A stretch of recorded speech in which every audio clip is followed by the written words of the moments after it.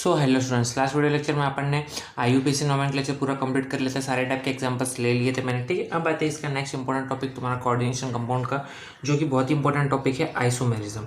Isomerism in coordination compound, ये बहुत ही important topic है। अगर IUPAC और EAN पे से क्वेश्चन नहीं आया, वर्नर थियरी में से भी क्वेश्चन नहीं आया, तो फिर क्वेश्चन आता है आइसोमेरिज्म पे से। तो कभी कभार ऐसा हो सकता है उनको ऐसा लगे कि चलो कुछ बार पेपर में ट्विस्ट करते हैं, तो लोग IUPAC और EAN ना पूछ के आइसोमेरिज्म पे भी फोकस डाल सकते हैं, क्योंकि आइसोमेरिज्म भी इंपॉर्टेंट पार्ट है। ओके, इसके ऊपर से क्वेश्चंस आते हैं, इसके ऊपर से इसमें भी क्वेश्चन आते हैं तुम्हारे कॉम्पिटिटिव एग्जाम में, जैसे कि नीट में बहुत अच्छे अच्छे क्वेश्चन आते हैं इसके ऊपर, नीट एंड जेईई में, कि कोई 4 कंपाउंड दे देगा, बोलेगा इसमें से कौन सा कंपाउंड आइसोमेरिज्म दिखा सकता है, कौन सा कंपाउंड आइसोमेरिज्म नहीं दिखा सकता है। तो ऐसे ऑप्शनल क्वेश्चंस इस पर बहुत अच्छे अच्छे आते हैं, MCQ टाइप के क्वेश्चंस, ठीक है। तो ये हो सकता है एक मार्क के लिए MCQ में तुम्हें दिख जाए कोऑर्डिनेशन कंपाउंड से, ठीक है। तो ये ध्यान देना, बहुत ही इंपॉर्टेंट टॉपिक है आइसोमेरिज्म। चलो, अब आइसोमेरिज्म यहाँ पे कितने टाइप के तुम्हें आइसोमेरिज्म पढ़ने हैं कोऑर्डिनेशन कंपाउंड में, चेक करना। सबसे पहले आइसोमेरिज्म का मतलब तुम्हें पता होता है कि ऐसे कंपाउंड्स आइसोमेरिज्म शो करते हैं जिनका मॉलिक्यूलर फॉर्मूला सेम हो। क्या सेम हो? मॉलिक्यूलर फॉर्मूला सेम हो, उसका स्ट्रक्चरल फॉर्मूला अलग हो, दिखने में वो अलग अलग दिखे बट मॉलिक्यूलर फॉर्मूला उसका सेम हो, उसको अपन आइसोमर्स बोलते हैं, और यही प्रोसेस को अपन बोलते हैं आइसोमेरिज्म। अभी आइसोमेरिज्म यहाँ पे कितने टाइप के हैं तुमको यहाँ पे देखना है, 2 टाइप के आइसोमर्स। एक होते हैं तुम्हारे स्टीरियो आइसोमर, एक होते हैं stereo isomer. First is stereo isomers, जो तुम्हें चैप्टर में देखना है, और दूसरा होता है structural isomer. Structural isomers. Okay, ये 2 टाइप के आइसोमर्स तुम्हें देखना है ये चैप्टर में कोऑर्डिनेशन कंपाउंड के। एक है स्टीरियो, एक है स्ट्रक्चरल। स्टीरियो के अंदर आते हैं एक्चुअली 2। स्टीरियो के अंदर आते हैं 2 टाइप। एक आता है ज्योमेट्रिक आइसोमर्स, और दूसरा आता है ऑप्टिकल। स्टीरियो में 2 काउंट होता है, एक होता है ज्योमेट्रिक, दूसरा आता है ऑप्टिकल। स्ट्रक्चरल में एक्चुअली यहाँ पे तुम्हें 4 पढ़ना है। सबसे जो फर्स्ट वन है वो है लिंकेज आइसोमेरिज्म। लिंकेज के बाद आता है सेकंड नंबर पे तुम्हारा कोऑर्डिनेशन आइसोमेरिज्म। उसके बाद थर्ड नंबर पे जो आता है वो है आयोनाइजेशन आइसोमर्स भी बोलते हैं उसे। और जो लास्ट आता है वो है सॉल्वेट आइसोमेरिज्म या सॉल्वेट आइसोमर्स। ओके, तो ये तुम्हें टोटल यहाँ पे स्ट्रक्चरल आइसोमर्स में 4 पढ़ने हैं और स्टीरियो में 2 पढ़ना है, ज्योमेट्रिक एंड ऑप्टिकल। ओके, इतना क्लियर है। अब ज्योमेट्रिक में भी तुम्हें पता है एक्चुअली 2 होता है,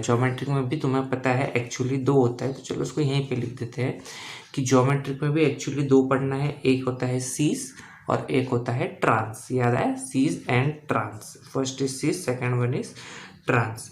और यहाँ पे जो दूसरा था वो कौन सा था? ऑप्टिकल था। ओके, ऑप्टिकल में 2 होते हैं, D form and L form, जिसको अपन इनैंशियोमर्स भी बोल सकते हैं। ऑप्टिकल आइसोमर्स को क्या बोल सकते हैं? इनैंशियोमर्स भी बोल सकते हैं, ठीक है। तो अपने को टोटल यहाँ पे कुल मिला के सारी चीज़ें स्टडी करनी है आइसोमर्स में। तो आइसोमर्स में बेसिकली अपने को देखना है 2 टाइप, एक देखना है स्टीरियो, दूसरा देखना है स्ट्रक्चरल। स्टीरियो में देखना है अपने को ज्योमेट्रिक में 2, सीज एंड ट्रांस। उसके बाद आएगा ऑप्टिकल। फिर स्ट्रक्चर में टोटल 4 है, linkage, coordination, ionisation and solvate. Okay, ये था तुम्हारा छोटा सा चार्ट रिकैप के लिए। अब इसको अपन एक एक करके डिटेल में स्टडी करते हैं, ठीक है। तो पहले अपन स्टार्ट करते हैं ज्योमेट्रिक आइसोमर्स से। पहले अपन स्टीरियो में स्टार्ट करते हैं, स्टीरियो में ज्योमेट्रिक आइसोमर्स। ओके, चलो, तो पहले अपन बेसिकली स्टार्ट करते हैं स्टीरियो आइसोमर्स। तो अब स्टीरियो आइसोमर्स बेसिकली होता क्या है? स्टीरियो आइसोमर्स मतलब क्या है? स्टीरियो और स्ट्रक्चरल में डिफरेंस क्या है, ये पहले अपने को देखना है। तो सबसे पहला तुम्हारा क्लासिफिकेशन क्या है कि ये स्टीरियो आइसोमर्स है। अब स्टीरियो आइसोमर्स का मतलब क्या है? स्टीरियो आइसोमर्स का मतलब होता है arrangement of atoms in space are different. क्या होता है? अरेंजमेंट ऑफ एटम्स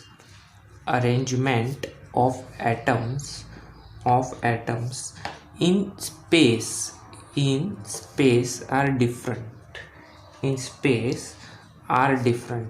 मतलब क्या कि जब 3D स्ट्रक्चर की बात होती है, तो 3D स्ट्रक्चर में जो अरेंजमेंट ऑफ एटम्स होते हैं कि एक एटम सी साइड अटैच है, ये एक एटम सी साइड अटैच है, जैसे कि तुम्हारे डिफरेंट स्ट्रक्चर होते हैं, टेट्राहेड्रल, ऑक्टाहेड्रल, स्क्वायर प्लेनर। तो वहाँ पे कौन सा एटम कौन से साइड अटैच है, मतलब ये कौन से डायरेक्शन में जा रहा है। जैसे अपन ने बोला था कोऑर्डिनेशन वैलेंसी, मतलब ही तुम्हारा जो सेकेंडरी वैलेंसी होती है सेकेंडरी वैलेंसी क्या होती है, डायरेक्शनल इन नेचर होती है, तो वो कौन से डायरेक्शन में जा रही है स्पेस में, उसके हिसाब से उसका शेप डिसाइड होता है। तो ये सारी चीज़ें काउंट होती है स्टीरियो आइसोमर्स में। ओके, तो arrangement of atom in space are different. इसके बाद में जो तुम्हारा स्टीरियो आइसोमर्स है तो तुम्हें समझ में आ गया कि इसका मतलब क्या होता है, arrangement of atom in space are different. अब इसके अंदर फर्स्ट आता है तुम्हारा ज्योमेट्रिक आइसोमर्स। फर्स्ट आता है ज्योमेट्रिक आइसोमर्स। ज्योमेट्रिक आइसोमर्स, तो ज्योमेट्रिक आइसोमर्स तुम्हें पता है अच्छे से क्या होते हैं, दो टाइप के होते हैं, एक होता है सीज और एक होता है ट्रांस। इस अभी यहाँ पे तुम्हें सीज एंड ट्रांस देखना है ज्योमेट्रिक आइसोमर्स में। सबसे पहली चीज़ कि ज्योमेट्रिक आइसोमर्स क्या होने चाहिए, एक दूसरे के non super imposable mirror image होने चाहिए। और ये ज्योमेट्रिक आइसोमर्स तुम्हें मेन इंपॉर्टेंट चीज़ कहाँ देखने मिलेगा, इन हेट्रोलेप्टिक कॉम्प्लेक्स। कहाँ देखने मिलेगा ये तुम्हें, हेट्रोलेप्टिक कॉम्प्लेक्स में ही देखने मिल सकता है। कहाँ देखने मिल सकता है, हेट्रोलेप्टिक कॉम्प्लेक्स।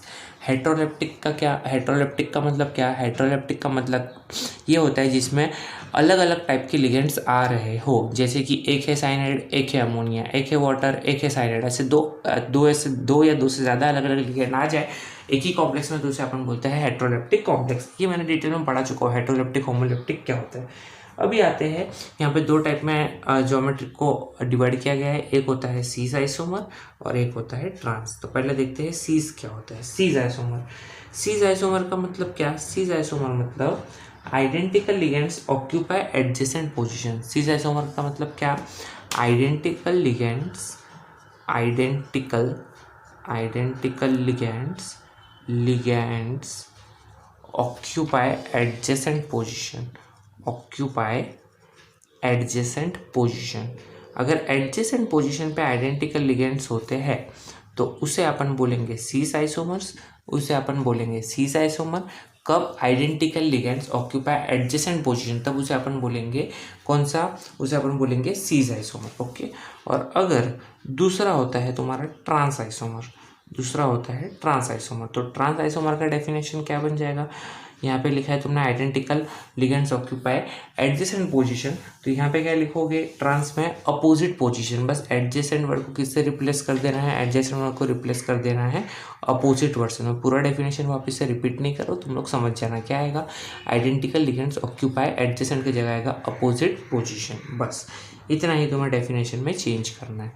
अभी यहाँ पे चेक करो कि ये डेफिनेशन का मतलब क्या निकलता है। तो अभी तुम लोग को बेसिकली देखना है दो टाइप के कॉम्प्लेक्सेस में ज्योमेट्रिक आइसोमरिज्म स्टडी करना है। एक स्टडी करना है स्क्वायर प्लेनर में, दूसरा स्टडी करना है तुमको ऑक्टाहेड्रल में। ओके, चलो ये दो टाइप के तुम्हारे जो कॉम्प्लेक्स है इसमें तुम्हें स्टडी करना है ज्योमेट्रिक आइसोमरिज्म। पहला आता है cis and trans in square planar complex. First type है इसका cis and trans in square planar, cis and trans in square planar. अभी स्क्वायर प्लेनर कॉम्प्लेक्स का मतलब क्या, स्क्वायर प्लेनर का सीधा सा मतलब है, ध्यान से देखो, अगर ये डस्टर को कंसिडर करते हो तो बस ये दिखने में रेक्टेंगल, बस थोड़ा सा खुद से इसको इमेजिन कर लो कि ये स्क्वायर रहेगा, ताकि मुझे एक्सप्लेन करने के लिए सिंपल जाए। ठीक है, ये है रेक्टेंगल बट इमेजिन करो दिस इज ए स्क्वायर। तो ये स्क्वायर है, तो इसका ये point, this point 1, this point second, this point third and this point fourth, ये इसके चार कॉर्नर के चार पोजीशन, और बीच में रहेगा यहाँ पे तुम्हारा सेंट्रल मेटल एटम। तो लिगेंड मतलब हमेशा कहाँ रहेंगे, कॉर्नर्स पे रहेंगे, ये 1, ये 2, ये 3, ये 4, और बीच में तुम्हारा क्या रहेगा, सेंट्रल मेटल एटम। तो पूरी की पूरी चीज़ कहाँ आ रही है, एक ही प्लेन में आ रही है, इसलिए इसको बोलेंगे स्क्वायर प्लेनर कॉम्प्लेक्स।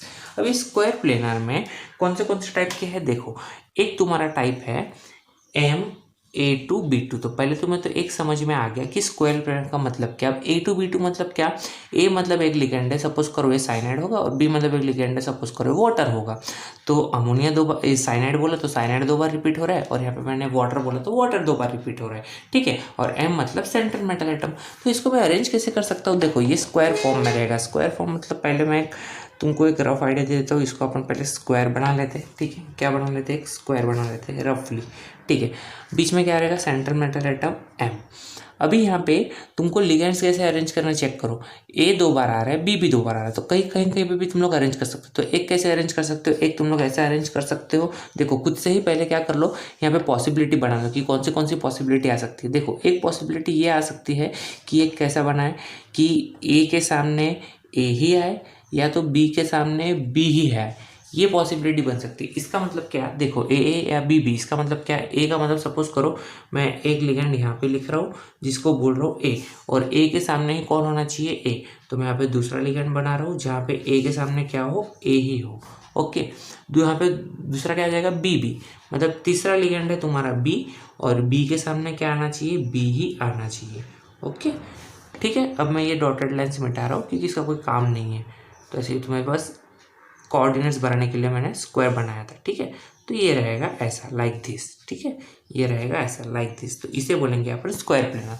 अब स्क्वायर प्लेनर में चेक करना, जो तुम्हारे लिगेंड है आइडेंटिकल, ए को चेक करो या बी को चेक करो, ये कहीं पे भी एडजेसेंट में आ रहे हैं, आजू बाजू में आ रहे हैं, एडजेसेंट मतलब आजू बाजू वाले पोजीशन, तो बी के बाजू में तो ए है, बी के बाजू में बी ए है। अगर ए के रिस्पेक्ट में चेक करो तो ए के बाजू में बी है, ए के बाजू में बी है, मतलब ही सेम लिगेंड्स कहाँ आ रहे हैं, एक दूसरे के अपोजिट आ रहे हैं, एडजेसेंट पोजीशन में नहीं आ रहे, कहाँ आ रहे हैं, एक दूसरे के अपोजिट में आ रहे हैं, एक दूसरे के अपोजिट में आ रहे हैं, तो इसे अपन क्या बोलेंगे, इसे बोलेंगे अपन ट्रांस आइसोमर। कौन सा आइसोमर बोलेंगे, ट्रांस आइसोमर। कौन सा आइसोमर बोलेंगे, ट्रांस आइसोमर्स। ओके, और अगर इसको और कैसे अरेंज किया जा सकता है, अब किसको अरेंज करना है तुम्हें, लिगेंड्स को। लिगेंड्स को और कैसे अरेंज कर सकते हो, ऐसे अरेंज कर सकते हो, देखो यहाँ इसको स्वैप कर दो, बी को यहाँ भेज दो, ए को यहाँ भेज दो, तो ए के सामने आ जाएगा बी, और ए को तुम लोग यहाँ भेजोगे तो यहाँ पे भी ए के सामने आ जाएगा बी। तो एक ऐसी भी तो पॉसिबिलिटी बन सकती है। तो यहाँ पे कैसे बनाओगे, बीच में रहेगा सेंट्रल मेटल एटम, बीच में रहेगा सेंट्रल मेटल एटम, यहाँ पे तुम लोग क्या ड्रॉ कर रहे हो, ए के सामने बी, तो ए के सामने कौन आ जाएगा, ए के सामने आ जाएगा बी, वापस से कौन है, ए के सामने बी, तो दूसरा तुम लोग यहाँ पे ऐसा ले सकते हो ए, और ए के सामने कौन आ जाएगा, बी आ जाएगा, ऐसा बन जाएगा तुम्हारा। अब चेक करो यहाँ पे जो ए है और जो बी है, इसको एक दूसरे के रिस्पेक्ट में चेक करो, आइडेंटिकल लिगेंड कौन है, ए, तो ए के एक के एकदम एडजेसेंट में आ रहा है ए, और अगर बी की बात करोगे तो बी के भी एडजेसेंट में आ रहा है। ये जो आइडेंटिकल लिगेंड है, बी की बात करो या ए की बात करो, एक दूसरे के अपोजिट में नहीं है, एक दूसरे के अपोजिट में नहीं है, कहाँ है, एक दूसरे के एडजेसेंट में, एडजेसेंट में है, तो इसको अपन कौन सा आइसोमर बोलेंगे, इसको अपन बोलेंगे सीज आइसोमर्स। इसे कौन सा आइसोमर बोलेंगे, इसे बोलेंगे सीज आइसोमर्स। क्लियर, तो ट्रांस का मतलब एक दूसरे के अपोजिट होने चाहिए, सिस का मतलब एक दूसरे के एडजेसेंट होने चाहिए।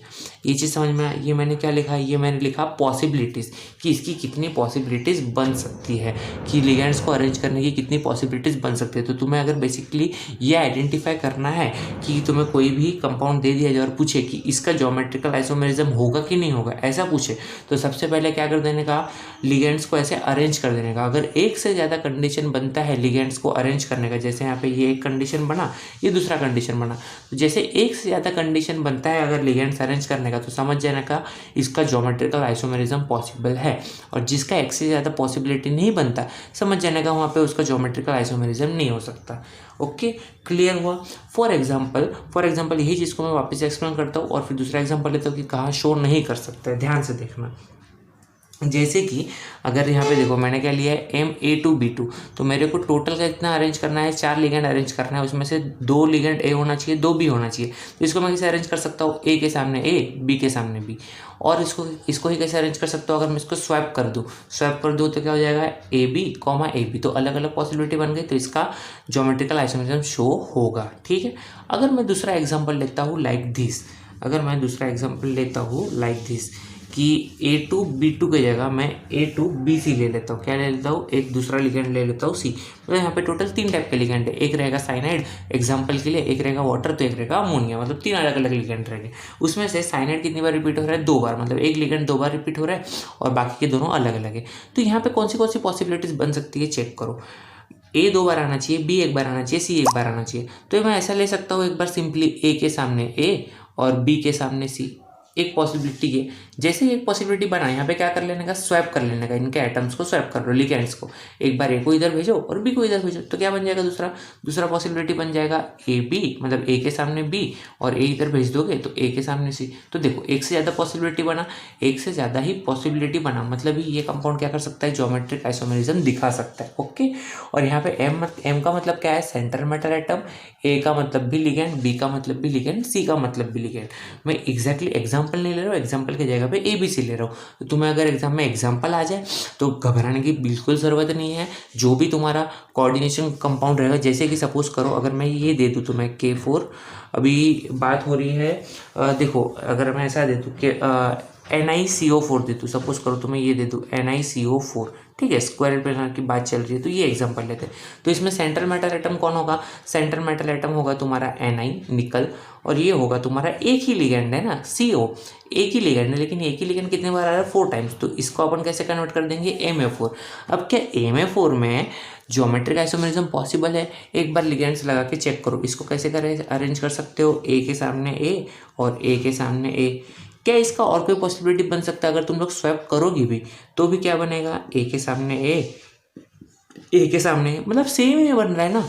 तो सेम ही बन रहा है तो स्वैप करके कोई मतलब ही नहीं, क्योंकि चारों लिगेंड्स क्या है? सेम है। तो जहाँ पे चारों लिगेंड सेम हो जाए, मतलब एक से ज़्यादा पॉसिबिलिटी ना हो इनको आपस में अरेंज करने की, तो ऐसे कंपाउंड्स ज्योमेट्रिक आइसोमेरिज्म नहीं दिखाते हैं स्क्वायर प्लेनर कॉम्प्लेक्स में। तो कौन से कंपाउंड दिखाते और कौन से नहीं दिखाते, वो चेक करने का सिंपल मेथड क्या है? चेक कर लेने का कि एक से ज़्यादा पॉसिबिलिटी बन रहा है तो वो ज्योमेट्रिक आइसोमेरिज्म दिखाएगा, एक से ज़्यादा पॉसिबिलिटी नहीं बन रहा है तो ज्योमेट्रिक आइसोमेरिज्म नहीं दिखाएगा। क्लियर? तो मैंने बता दिया कि कहाँ पे नहीं दिखाएगा। ओके, अब चेक करते हैं Ma2BC के केस में क्या होगा। यहाँ पे तुमको पता चल गया दिखा रहा है, अब इसको ड्रॉ कर दो। बीच में रहेगा मेटल, एक बार क्या लिया तुमने? A के सामने A लिया, तो A के सामने ले लो A और एरो आएगा ऐसा। फिर एक बार B के सामने C, तो यहाँ पे ले लिया B और B के सामने ले लिया तुम लोग ने, B के सामने ले लिया यहाँ पे C। तो चेक करो, जो तुम्हारा आइडेंटिकल लिगेंड है A और A एक दूसरे के कहाँ आ रहे हैं? एक दूसरे के अपोजिट आ रहे हैं। अपोजिट आ रहे तो कौन सा आइसोमर होगा? ये होगा ट्रांस आइसोमर, ठीक है। और अब दूसरा कंडीशन क्या बचा है? A के सामने B और A के सामने C, तो ले लो। बीच में रहेगा तुम्हारे यहाँ पे सेंट्रल मेटल एटम, बीच में रहेगा यहाँ पे सेंट्रल मेटल एटम। ये कंडीशन में लिख लेता हूँ, क्या कंडीशन थी? AB and AC। Okay, check करो ये कंडीशन क्या थी? AB एंड AC, मतलब ही A के सामने B आना चाहिए। तो एक बार ले लो A के सामने ले लो B, और दूसरी कंडीशन क्या थी? A के सामने C, तो यहाँ पे ले लो A और A के सामने ले लो C। अब तुम लोग ही मेरे को बताओ कि जो आइडेंटिकल लिगेंड है A है, A और A, क्या ये दोनों एक दूसरे के अपोजिट आ रहे हैं या एक दूसरे के एडजेसेंट आ रहे हैं? एक दूसरे के एडजेसेंट आ रहे हैं। एडजेसेंट आ रहे हैं तो ये रहेगा तुम्हारा सीज आइसोमर, ये रहेगा तुम्हारा सीज आइसोमर, और ये ऊपर वाला रहेगा तुम्हारा ट्रांस। तो समझ में आया सीज और ट्रांस में डिफरेंस क्या है? तो बेसिकली तुम्हें पता कैसे चलेगा कि कोई भी कंपाउंड ज्योमेट्रिक आइसोमेरिज्म दिखाने वाला है कि नहीं दिखाने वाला है? तो बेसिकली क्या कर लेगा, तुम्हें जो भी कंपाउंड दिया होगा, जो भी एग्जाम्पल दिया होगा, उसको पहले कन्वर्ट कर लेने का MABC के टाइप में, और फिर यहाँ पे कंडीशंस अरेंज कर लेने का अपने खुद से, चेक कर लेने का कि अगर इसका एक से ज़्यादा पॉसिबिलिटी हो रहा है तो ये ज्योमेट्रिक दिखाएगा, एक से ज़्यादा नहीं हो रहा है तो ज्योमेट्रिक नहीं दिखाएगा। क्लियर? देखो अगर मैं तुम्हें और एक एग्जांपल लूँ, अगर मैं ये वाला टाइप लेने को बोलूँ तो क्या पॉसिबल है यहाँ पे ज्योमेट्रिक बताना? Ma3B, क्या यहाँ पे पॉसिबल है? Ma3B का मतलब क्या है? 3 लिगेंड सेम होने चाहिए और एक अलग होना चाहिए। तो इसको कैसे अरेंज कर सकते हो? A मतलब A के सामने A, और दूसरा पॉसिबिलिटी तो एक ही बचा है, A के सामने B। अब अगर मैं स्वैप करने की कोशिश करूँ तो किसको स्वैप करूँगा? A तो सेम ही है, अगर A को स्वैप भी कर दो तो A ही बनेगा।